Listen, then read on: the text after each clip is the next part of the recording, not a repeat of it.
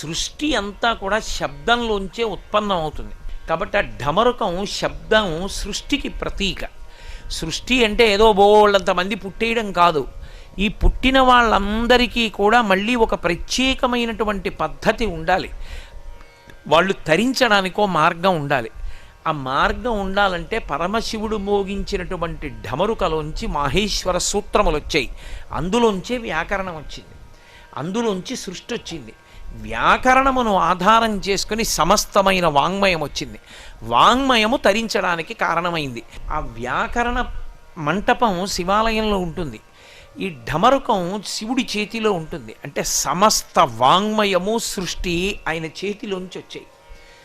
ఇప్పుడు ఈ చేతిలోంచి సృష్టి రావడం ఢమరుకం, శబ్దం ఉత్పన్నం అవ్వడం. మరి పావు నిటారుగా నిలబడ్డం, పావు నిటారుగా నిలబడడం అనేటటువంటి దానికి అర్థం ఏమిటంటే కుండలినీ శక్తిని ప్రచోదనం చేయడం. అంటే ఏ శబ్దానికి కూడా దూరంగా తానుండి మౌనంలో వెన్నుపావును నిటారుగా ఉంచి లోపలే విశేషమైనటువంటి యోగశక్తి చేత కుండలిని కదుపుతారు. కదిపితే పైకి లేస్తుంది, ఊర్ధ్వముఖ చలనం చేస్తుంది. అది చలనం చేసినప్పుడు ఇక ఈ శబ్దాలు ఏమీ ఉండవు.